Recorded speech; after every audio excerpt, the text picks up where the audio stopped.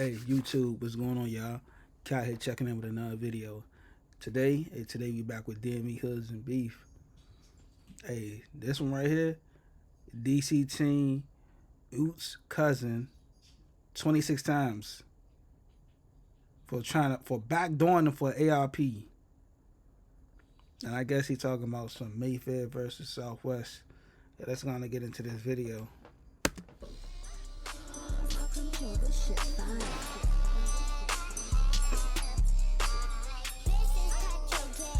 Today we will discuss Marv Goodman goes down for bumping that AP in the middle of the street looking too sweet, you hear me?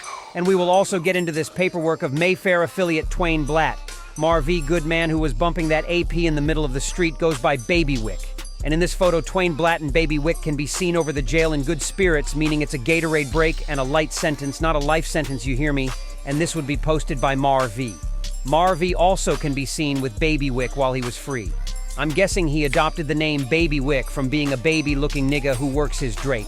Marv would post and say, free his lil brother. First, we will get into the Baby Wick story. Then, we will get into the Twain Blatt paperwork. Allegedly Baby Wick and his own cousin beefing. Because they hoods beefing. So Baby Wick robbed his cousin for his ARP. Then, later on that month, the cousin came back and ran in Baby Wick house with Drake's trying to press him for his ARP back, but Baby Wick wasn't going and wasn't trying to tell him where he put it. Then the cousin ended up leaving, but as soon as he was about to drive off, Baby Wick ran out the house and brung the ARP and start dropping that shit on him now. Baby Wick is locked up down the jail with Twain Blatt. An 18-year-old captured on surveillance video spraying a southeast DC neighborhood with gunfire in April was released from custody on Friday, May 3rd, pending his trial, according to a recently filed appeal. Metropolitan Police Department, MPD officials, responded to reports of gunfire in the 1700 block of Independence Avenue Southeast around 2:20 a.m. on April 22nd, according to officials. Ring doorbell video shows the teen opening an alleyway fence, running down a side street and shooting at a vehicle that was leaving the area. Officers responded to the scene but only found 26 shell casings in the roadway.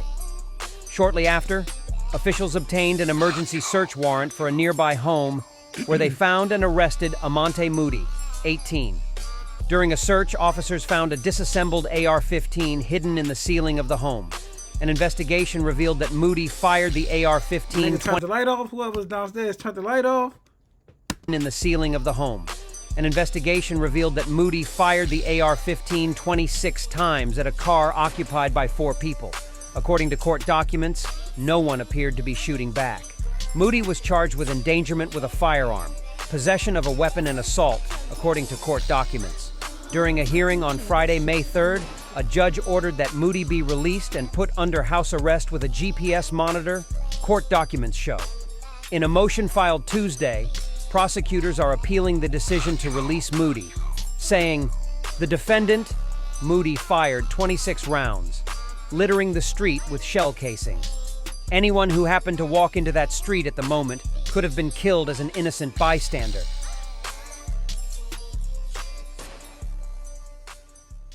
18-year-old Amante Moody walked out of D.C. Superior Court Wednesday afternoon, surrounded by family. Mr. Moody, is there anything you'd like to say? Prosecutors say Moody was allegedly not wearing a face mask when he was accused of firing 26 shots from an AR-15 semi-automatic rifle at a SUV driving away on Independence Avenue in Southeast, April 22nd. Prosecutors say 3 different cameras captured the alleged 2 a.m. shooting. No injuries were reported, but one viewer said, hey, y'all, you know what's so crazy about them Ring cameras? They got like a little feature on the like Ring cameras that like, it's like a community jump.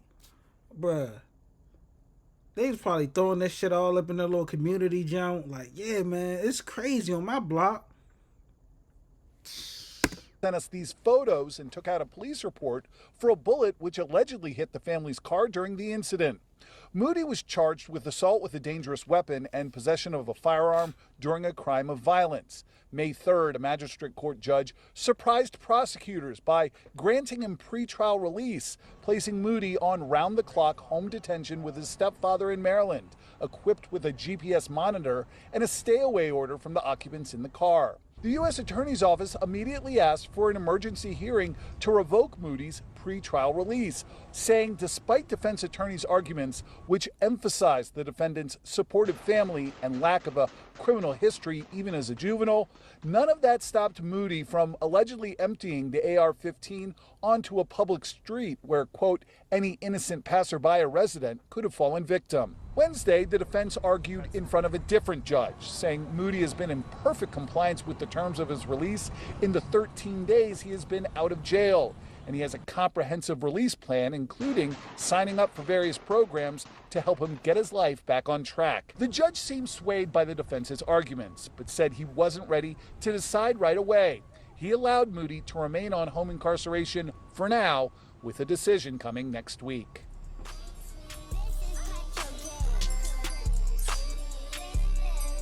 Now we will get into this Twain Blatt paperwork. I spoke on this paperwork in my first ever video on the Akira Wilson story, but I never actually went over the paperwork. But now we will. First, I will briefly go over the Twain Blatt story.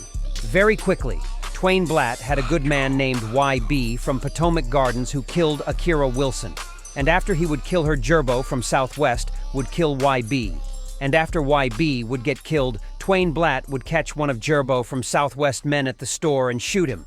After shooting and killing him, he would run off and drop his Lunchable. At approximately 12:22:33 a.m., the decedent, wearing the white t-shirt, walks past the defendant as the defendant appears to reach into his waistband and withdraw an object. Approximately 1 second later, at 12:22:34 a.m., the defendant appears to withdraw a firearm from his waistband, point it at the decedent, and fire it while beginning to run out of Circle 7 Express's front door. The shooting altercation lasts approximately 3 seconds, during which the decedent appears to try and grab the defendant's outstretched firearm with his left hand while attempting to retrieve a purple object from his person with his right hand, presumably the purple handgun subsequently recovered from near the decedent's body, before almost immediately collapsing to the ground. Moments after hitting the ground, apparent blood appears to pool near the location of the decedent's body. The following 3 screenshots of video depict this shooting. After viewing the camera footage from the Circle 7, detectives requested that officers respond back to the church parking lot and ascertain whether this dropped item was still there. At 10:23 a.m. on July 9, 2023, Officer Madison indicated that the item was still there and that it was a Lunchable. As noted above, the defendant was observed purchasing a Lunchable just prior to the shooting. However, the Lunchable appeared to have been run over by a vehicle. The Lunchable was then recovered by the Department of Forensic Science and held for evidence. On July 12, 2023, at approximately 3:51 p.m., W3 spoke with detectives at the homicide branch. Detective Adams asked W3 about the photo that IT was shown the previous day that IT identified as Antwain, who is called Twain. During this interaction, and while observing the photographs from the prior day, 2 images depicted above, this witness reiterated that this was a photograph of Antwain and that he goes by Twain, spelling out T-W-A-N. W3 was then provided with a single photograph of Antwain Ulmer from the police database below, in which the non-involved witness said, "Yes, that's him. That's the same person." The defendant is believed to use Instagram account Only My Bratbers for reasons described below. Your affiant is aware of Instagram stories posted to the defendant's Instagram account on July 4th, 2023. Moreover, this Instagram story appears to depict an image of the defendant holding a black side shoulder bag with a red strip. This bag appears consistent with the black side shoulder bag with red strip worn by the defendant during the homicide. Comparison photographs are below.